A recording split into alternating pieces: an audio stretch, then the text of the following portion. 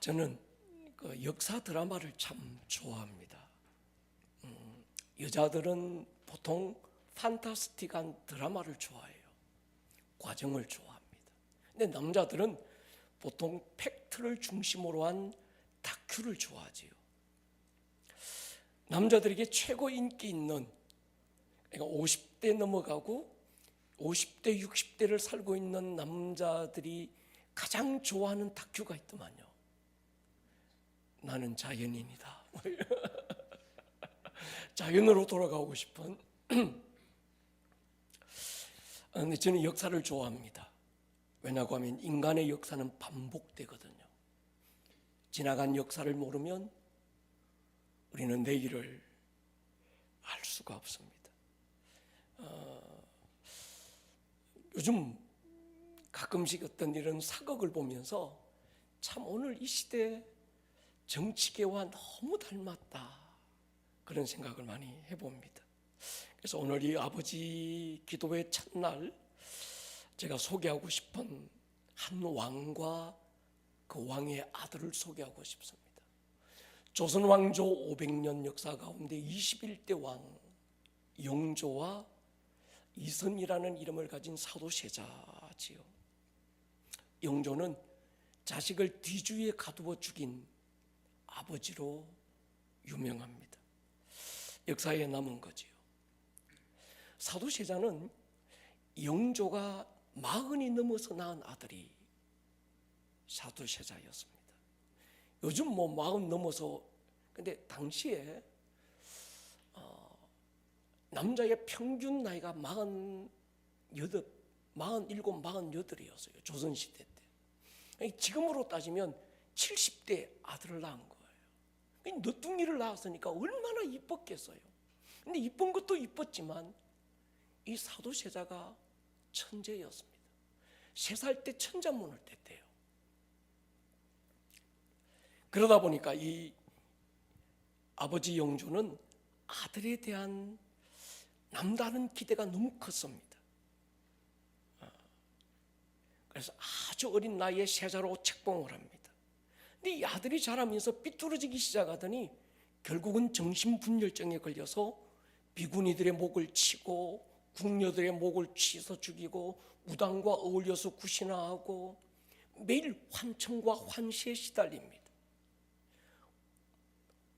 아버지를 가서 문안을 드리고 알아야 되는 뭐 어떤 이런 옷을 갖춰 입어야 되는데 옷을 갖춰 입다가 막 옷에서 벌레가 나오는 걸 막 보고 아닌데, 그래서 옷을 찢고 또 새 옷 입으면 또 찢고 막 하다가 결국은 신하의 목을 치고 그 목을 들고 막 미쳐서 돌아다녀요. 사도세자가 연쇄살인한 게 100명이 넘더만요. 100명이 넘은 신하들을 연쇄살인을 저질러요. 급기야는 아버지를 죽이려고 칼을 들고 아버지가 있는 경희궁으로 달려가게 됩니다. 그 사건 하나로 반역죄가 물어져서 아버지가 아들을 죽일 수 없으니까 칼을 던져주면서 자결 하라고 그래요. 그러니까 이 아들이 칼을 쥐었지만 자결을 못하니까 결국 뒤주에 가두어서 8일 만에 아들이 죽게 되지요. 뒤주 안에서 싸늘하게 죽음으로 변한 아들을 바라보는 그 아버지와 사도세자 아들의 대화를 영상으로 한번 준비해 봤습니다. 한번 들어봐 주면 좋겠습니다. 너의 형 효장 세자가 죽고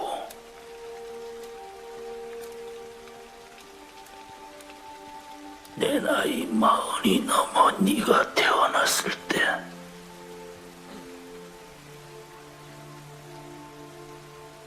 얼마나 기뻤으면 빗땅이 널 세자로 책봉하고 2살 때부터 제왕의 교육을 시켰겠느냐. 그때 네가 보여준 총명과 슬기를 나는 잊을 수가 없다.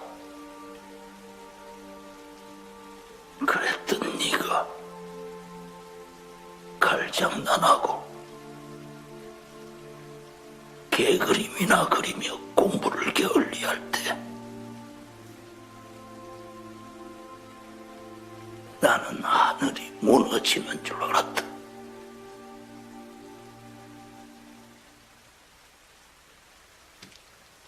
그래서 신하들 앞에 어수아비처럼 앉혀놓고 병신 만들었어. 너 제대로 된 임금 만들려고 그런 것 아니더냐? 네가 실수할 때마다 내 얼마나 가슴 졸였는지 아니? 그게 어찌 내 실수 때문이겠어. 아버지가 왕이 되는 과정에서 신하들에게 약점을 잡혀 전전긍긍한 것이지. 너는 왕이 되지 못한 왕자의 운명을 모르느냐? 저들의 도움을 받았으래도 왕이 되지 못했다면 나는 그때 죽었다. 내가 죽었으면 너도 없는 거야. 그것을 알기에 아버지를 이해하려고 무던히 노력했어. 하지만 당신이 강요한 방식은 숨이 막혀서 도저히 견딜 수 없었어. 공부가 그리 중요한 것이오. 옷차림이 그리 중요한 것이오. 임금이 공부 모자라고 대님 하나만 삐딱해도 멸시하는 것이 신하다. 이 나라는 공부가 국시고 예법이 국시야. 내가 왜 그날 밤 당신을 죽이지 않고 그냥 돌아왔는지 아시오? 사람이 있고 공부와 예법이 있는 것이지 어떻게 공부와 예법이 사람을 옥죄는 국시가 될 수 있단 말입니까? 나는 임금도 싫고 권력도 싫소. 내가 바란 것은 아버지의 따뜻한 눈길 한 번, 다정한 말 한마디였어. 어찌하여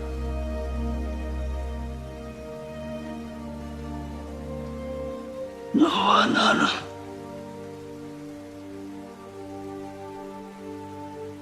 이승과 저승의 갈림길에 와서야 이런 이야기를 나눌 수밖에 없단 말이냐?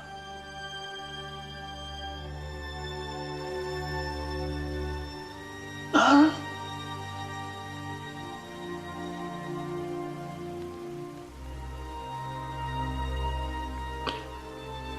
자식을 죽인 합의로 기록될 것이다.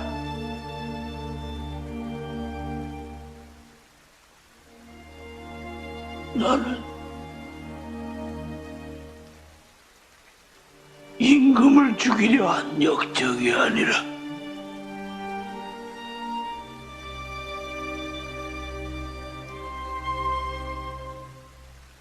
미쳤어. 아비를 죽이려 한 광인으로 기록될 것이다.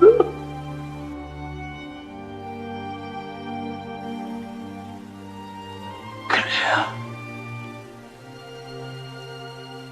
네 아들이 산다.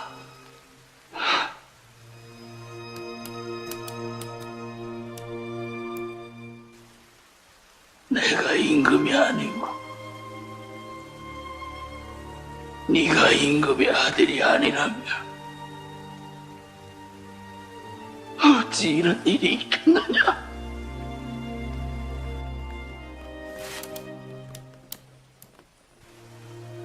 이것이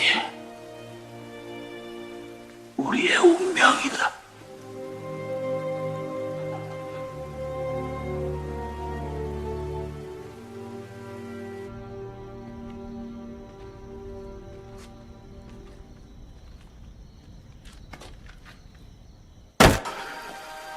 너예요. 효장생. 꺼져도 됩니다. 불을 켜주세요.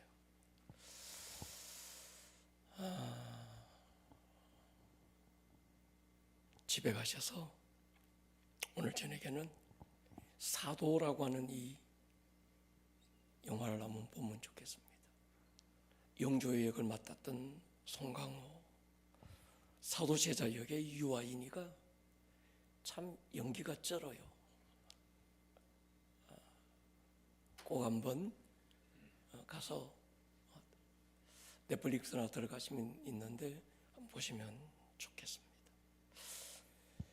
영조와 아들 사도세자와의 관계가 왜 이렇게 되고 말았을까요? 사실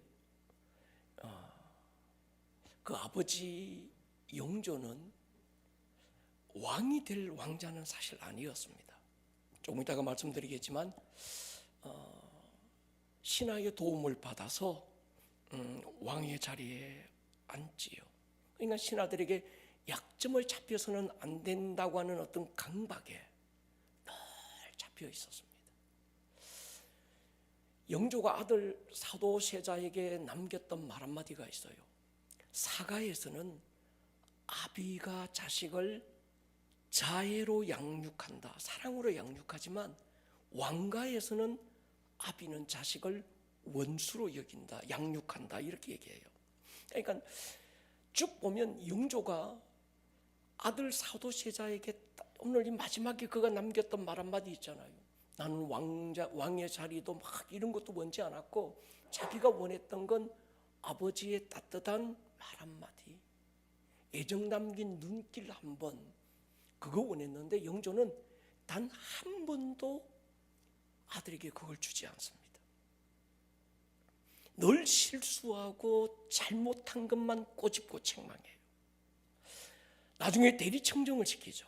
그런데 신하들 앞에서 공개적인 망신을 줍니다. 영조가 왜 아들을 뒤주에 가둬 죽였을까요? 역적의 아들이면 그냥 목을 치든지 해야 되는데 뒤주에 가둬 죽인 이유가 있습니다.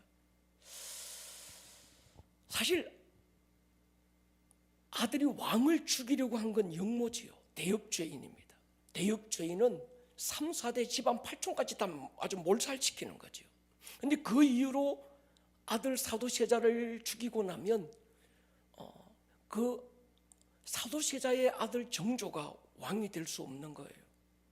그래서 비공식적인 뒤주에 가두어서 왕이 역모를 일으킨 신하를 죽인 게 아니고 한 아버지가 아들을 죽인 왕으로 기록하라는 겁니다. 그리고 너는 왕을 죽이려고 한 게 아니고 아비를 죽이려고 한 것도 아니고 너의 잘못은 미쳤다, 이렇게 기록하기를 원했던 거죠. 그러니까 끝까지 영조는 아들에 대한 어떤 그 마음보다는 왕실을 지키고 싶은 그거 하나로 가득했습니다. 저는 그런 생각을 해봤습니다. 왜 이 아버지 영조와 아들 사도세자와의 관계가 이렇게 됐을까? 제 개인적인 생각이에요. 역사 사가들은 어떻게 기록하는지 모르겠지만 저는 이 아버지 영조에게서의 어떤 그 강박을 찾았습니다. 상담을 공부하다 보니까 사실 영조의 강박의 배후는 그 사도세자의 영조의 엄마 화경숙빈 최씨가 있었습니다. 화경숙빈 최씨는 7살 어린 나이에 부모를 잃어요. 그리고 궁으로 들어와서 무수리로 일하다가 숙종의 눈에 들면서 빈이 됩니다. 당시 왕비였던 장희빈의 몰락에도 이 결정적인 역할을 한 사람이 바로 이 화경숙빈 최씨죠. 무수리의 자식은 왕이 될 수 없는 법도가 있었습니다. 왕이 될 수 없는데 신하들의 도움을 받아서 왕이 되고, 그러다 보니까 신하들의 눈치를 안 볼 수가 없었던 거예요. 자기 출생에 대한 콤플렉스가 너무 커서 누군가가 눈길 하나 말투 하나라도 자기를 무시할까 봐 완벽주의로 변해버렸습니다. 자기 아들 사도세자를 교육할 때도 신하들에게 약점 잡히지 않는 완벽한 왕으로 만들기 위해서 강압적인 요구만 합니다. 사실 영조도 사도세자를 정말 사랑했어요. 그런데 그 사랑의 표현이 상처로부터 잘못 흘러나와 버린 거예요. 그 아버지가 가지고 있었던 강박감을 그대로 자기 아들 사도세자에게 투사시키게 됐고, 그 아들은 이젠 그 아버지를 이해하지만 이 아들은 너무 탁월하다 보니까 어떤 막 법도나 공부나 이것보다는 예술에 아주 천재적인 또 그게 있었다고 그래요. 결국은 저렇게 되게 말았습니다. 나중에 이번 주 목요일 날, 다음 주 목요일 날 어머니 기도회 때는 사도세자의 아들 정조 이산이죠. 그리고 같은 상처를 가진 또 한 사람 연산군, 이 두 사람을 한번 사도세자의 아들 정조에 대해서 어머니 기도회에서 한번 얘기를 또 한번 해보려고 합니다. 그런 생각이 들었습니다. 아버지가 정말 자식에게 주어야 될 게 뭘까라는 거 말이죠. 아버지의 입장에서 주고 싶은 것, 또 자식의 입장에서 기대하는 게 너무 다른 거예요. 성경을 읽다가 꼭 이 영조와 사도세자 같은 한 아버지와 아들이 등장합니다. 다윗이죠. 그리고 그 아들 압살롬의 이야기입니다. 다윗의 상처가 아들 압살롬을 아버지를 죽이려는 반역자로 몰아갑니다. 이런 거지요. 다윗의 아들들 가운데 암논이라는 왕자가 있었습니다.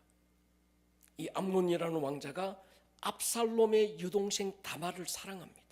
열병을 앓다가 아무것도 먹지 못하고 시들시들 시름시름 앓자 친구 하나가 힌트를 줘요. 계략을 줍니다. 다말을 불러라. 아무도 없을 때. 그리고 시중을 들게 만들다가 다말을 범하게 하는 거예요. 암논이 그걸 시행합니다. 급탈을 하지요.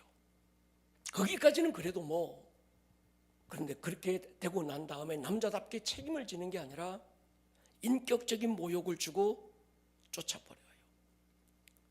그 오빠 압살롬이 자기 누이 암논의 다말의 이야기를 듣고 분노가 막 일어납니다. 다윗이 암논의 행실을 알았어요. 알고도 침묵합니다. 분노는 하는데 아들들을 불러서 훈계한다든지 책망을 한다든지 거기에 상응하는 벌을 주지 않는 거예요. 그리고 2년이라는 세월이 지납니다. 압살롬이 속으로 내 아버지 다윗이 암논이 잘못한 것에 대해서 어떤 훈계도 없으니까 자기가 2년 동안 참다가 자기가 심판자가 되기로 결정합니다. 그리고 암논을 죽이잖아요. 암논을 죽이고 겁이 나니까 어디로 도망가는가 하면 외가댁인 거슬로 도망을 갑니다. 제가 생각해 봤습니다. 왜 다윗이 암논이 잘못한 것에 대해서 침묵했을까요? 왜 침묵했을까요?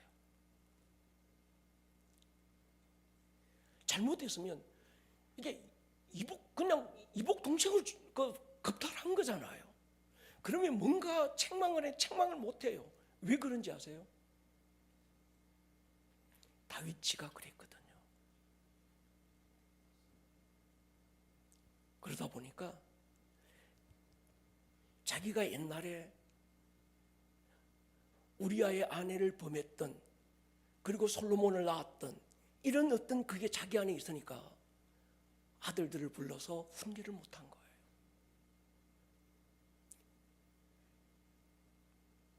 더 나아갑니다. 나중에 압살롬을 3년이 지난 다음에 불러요. 자기가 부른 게 아닙니다. 요압이, 왕의 마음이 압살롬을 향해서 있으니까, 그런데 데리고 오지는 못하니까 어떤 연기를 시켜서 불러다가 어떤 동기부여를 줘서 압살롬을 데리고 왔는데도 5년이 지나도 압살롬을 보지 않습니다. 그런 생각을 해봐서요, 좀 안타깝지만 결국 그 아버지가 자기를 불러놓고 한 번도 밥을 같이 먹는다든지 시간을 같이 가진다든지 얼굴을 본다든지 그러지 않는 거예요. 그러면서 이 압살롬 안에 분노가 차오르기 시작하는 거예요. 결국은 아버지를 죽이고 왕위를 빼앗겠다고 칼을 갈기 시작합니다. 계략을 다 세우는 거예요. 그리고 시행하게 되죠.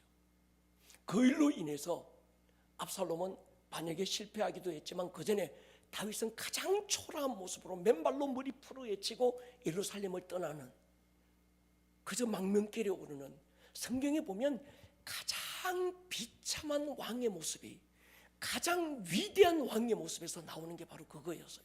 아들의 반역이, 아들이 아버지를 죽이겠다고 칼을 빼들었고 그 반역에서 쫓겨가서 도망가는 아버지의 초라한 모습이 보이는 거예요. 나중에 요압에 의해서 압살롬은 죽습니다. 그 머리가 나무에 걸려서 대롱대롱 매달려 있으니까 요압이 가서 압살롬의 목을 쳐요. 다윗이 압살롬을 죽이지는 않았습니다. 영조는 결국 자기가 자기 아들을 죽였지만 다윗은 왕인데도 자기가 아들을 죽이지는 않았지만 결국 원인을 제공한 게 누군가면 다윗이었어요. 한번 그런 가정을 한번 해본 겁니다. 만약에 암논 아들들 중에 누구 하나가 잘못했을 때 그 잘못한 것에 대해서 아버지가 마땅히 해야 될 거잖아요. 불러서 혼을 낸다든지 징계를 한다든지 그래서면 어떻게 됐을까? 아니면 압살롬이 다시 돌아왔을 때 그 아버지가 압살롬의 연약함만저도 실수했지만 뭔가 잘못한 건 맞는데 그럼에도 불구하고 아들이니까 왕으로서의 모습이 아니라 한 아버지의 모습으로 그에게 다가가서 끌어안고 품고 그 아들의 연약함마저 녹여냈다면 어떻게 됐을까? 아마 역사는, 성경은 다르게 기록되지 않았겠어요? 사랑하는 여러분, 조선 왕조의 이야기고 이스라엘 한 역사 속에, 성경 속의 한 아버지의 이야기고 아들의 이야기지만 오늘 우리의 모습을 한번 돌아보면 참 좋겠다는 생각을 해봤습니다. 우리의 자녀들이 아빠에게 요구하는 게 뭘까요? 돈? 뭐 이것저것 좋은 거? 아닌 것 같아요. 아이들 만나보면요, 참 외로워요, 아이들이. 그래서 고아의 영에, 아버지가 있는데도 아버지가 없는 아이들처럼 고아의 영에 시달리는 거예요. 오늘 이 아버지 기도회를 통해서 저는 우리 아버지들에게 그런 도전을 주고 싶습니다. 여러분의 자녀들, 제가 자녀 키워보니까요, 부모 밑에 그렇게 오래 있지 않더라고요. 금세 아버지 품을 떠납니다. 영조는 자기 자식의 역사실록을 보면요, 입에 붙은 게 공부였어요. 공부해라, 공부.